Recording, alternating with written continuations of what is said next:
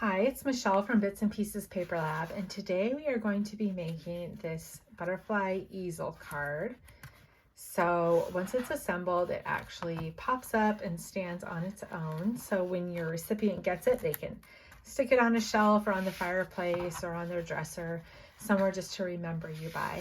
This looks complicated, but it's actually a really simple card to make because I've already done all the work for you in the cutting file. Now you can grab the cutting file for just $1 in the link in the description, and that has everything you need to make the project except for a happy birthday stamp. You could hand draw this or stamp it with any sort of sentiment that's long and skinny like this, or use your pen tool on your Cricut, anything like that. But everything else is included in the cutting file. So let's go ahead and get started making this. Okay, so the magic of this is actually in the base. So when you cut this out, you have a square, which is the card base, and then you have basically the butterfly shape duplicated. So it's basically the bottom of the butterfly folded in half, if that makes sense. So you're going to fold at the score lines with the square, and then you're going to fold this back. So you're kind of making like a butterfly tent, and that's actually that's how simple it is. So the file's already done for you. So you just fold it like you would a card, and then you just fold that top piece in half like a tent. And that gets you the card base you need for your easel card. So let's go ahead and assemble this butterfly. Now all of these papers are from 12 by 12 Cardstock Shop, and I'll put the link down below. But this is the Glitter Cardstock, and it is super sparkly and gorgeous. This is Merry Lava holographic paper. So you can see in the card, actually, it just kind of peeks through these little places, but it has this cool, like flowing lava holographic finish to it. So in the finished card, it really catches the light and looks cool. So that's our third layer. And then we just have a simple pink layer for the top. Now in this card, you'll see, if you can see sideways here, I've got foam dimensional dots between the glitter layer and the holographic layer, and then again between the holographic layer and the pink layer. So that's kind of what makes it pop up, and you can see a lot of the papers that are in all the different layers because of those pop-up dots. So we are first going to glue the two glitter layers together. And when you're using glitter cardstock like this, it's best to use a liquid glue.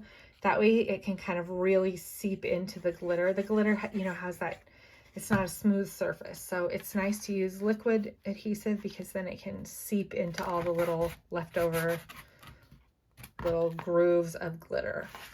Okay, so that's the first layer. I just love the hot pink and the gold together. It's so pretty. And then we're going to use some dimensional dots to pop up this next layer. And this is the holographic layer. All right, and then we're going to pop this off of the glitter layer.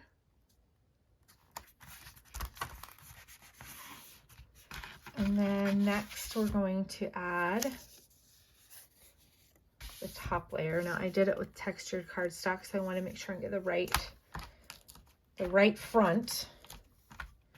So let me add some dimensional foam dots here on this piece. And these pop dots just really help it stand apart. And I think it makes, because when you're popping it off a little, it helps those bottom layers show through a little better just because there's space in between. So I do like to use foam. Okay. Now we're going to add this layer, and you want to get these perfectly lined up. The others were offset layers, but these two layers actually line up perfectly. So, all right, we are to that point.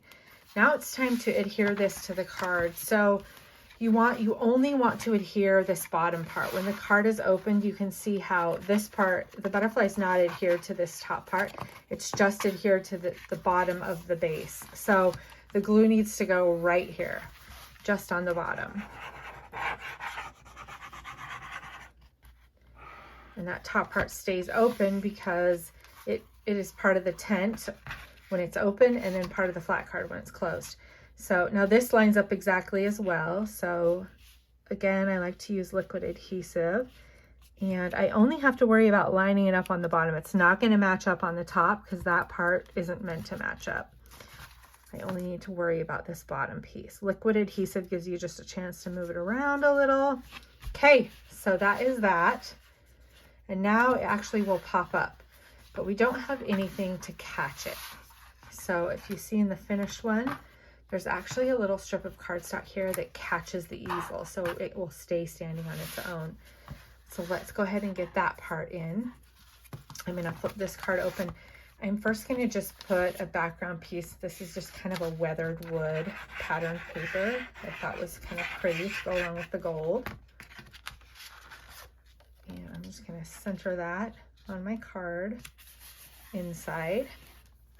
And then we're gonna put this piece with foam dimensionals, and that will raise it off the cardstock so that it gives it a lip to catch against. So it's really important that you do use foam on this part. Have some foam strips.